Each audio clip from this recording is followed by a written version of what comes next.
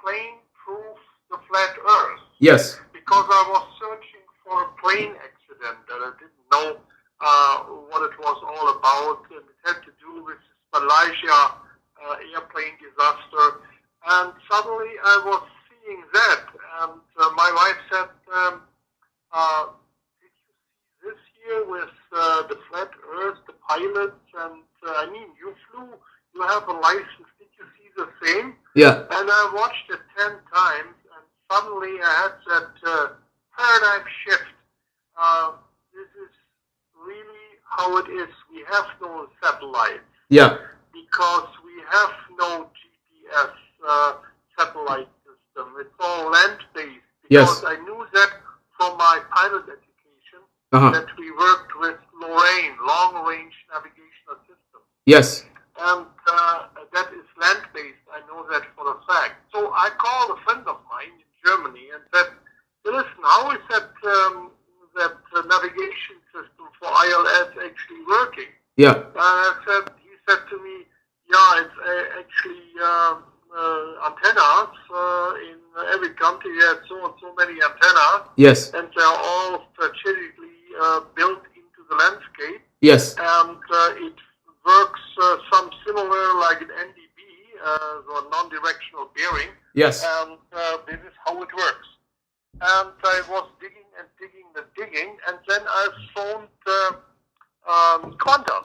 Yes. Said, "Hey, listen, when you fly from Ireland or from Argentina to New Zealand, how do you fly?" And it didn't give me a direct answer, but then I got a pilot from Australia on the phone. Yes. And he told me, "Yeah, we're flying actually 2 legs." And I said, "Why are you flying 2 legs?" And he said, "Yeah, we fly mostly over the Emirates because that is the best way. This half the length of the flight." Yes. And I said, "Yeah, but that is totally off track."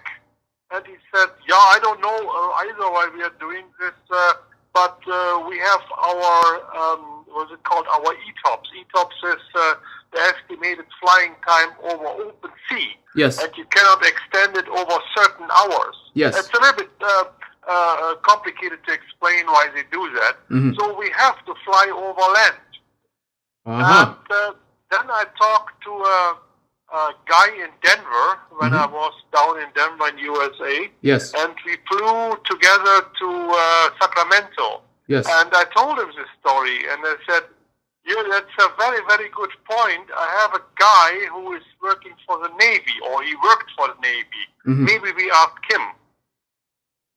And then it came to pass that we asked him and said, "Yeah, if you really ask me that question, I think that we have a flat water surface." And so it came in rolling. Huh? Yes, yes. And more and more and more things I discovered. And then I started talking about this in the Seventh-day Adventist Church. Yes. And they actually, what can I say? They kicked me out. They said, "You know what?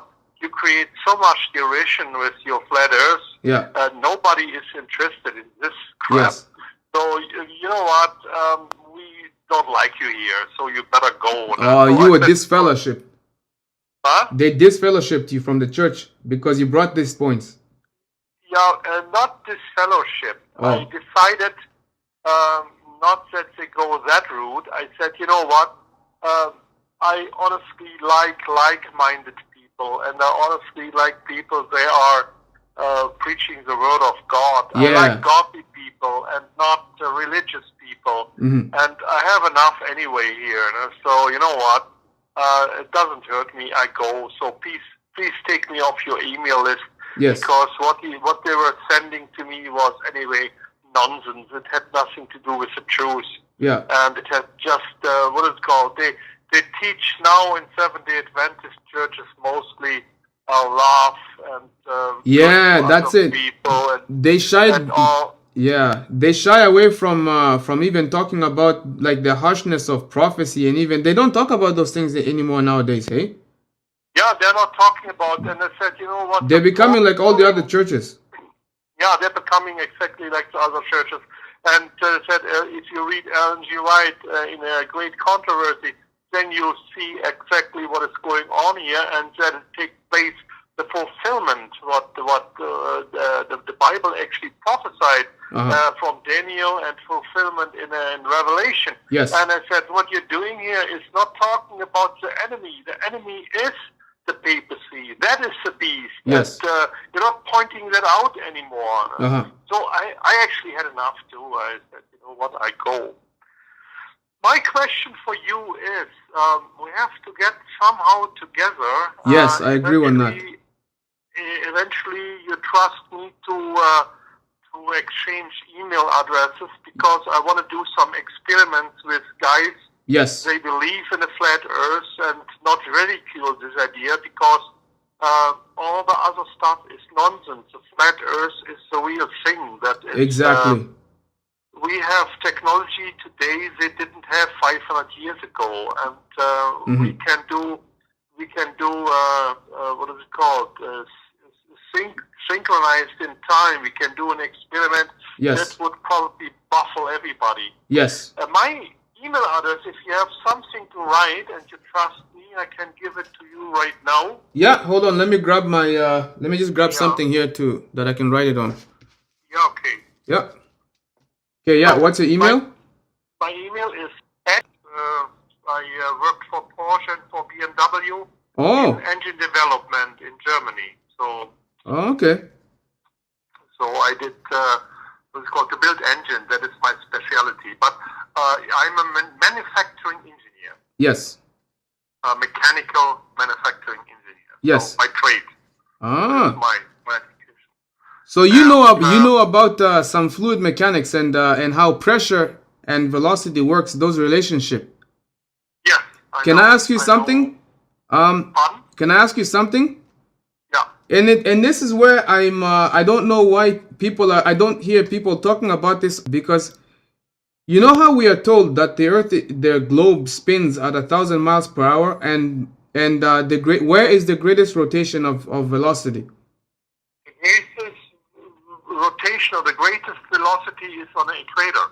But it's at the surface of the earth, correct? On the surface of the earth. It's yes. 1,600 and I think 63 kilometers per hour. Yes. So here's my question. When we know that the relationship between pressure and velocity are that of an inverse proportion, right? Yes. So the higher the pressure, the lower the pressure. I mean, the lower the velocity, or the higher the velocity, then the lower the pressure, correct? Yeah, that is called. I think it has a relationship to this viscosity. Yes. Yes. So my question then is, if we, and that's where I think I may be onto something, maybe I'm not. But if we have the greatest velocity or greatest rotation on the surface of the earth, how come atmospheric pressure is greatest on the surface of the earth, but decreases dramatically the higher you rise up in elevation? Right? It's called pressure altitude. Pressure altitude? Yeah, it's pressure altitude. It's for aeroplanes, very important. It has to do with the density of the air. Yes. And with the weight of the aeroplane. Yes. The higher the weight of the aeroplane, the lower is the pressure density. Mm-hmm. If you punch in pressure density in a computer, search and relate that to an aircraft, then you will see what I mean. It's called pressure density. Oh yeah. Everything has a density and a weight. Yes. If you have, for example, a heavy body in a fluid, what has lesser density as this body fluid weight is, it will drop down to the ground. Yes. If the weight of this body is lighter than the density pressure, then it floats. It has a buoyancy. Yes. Yeah.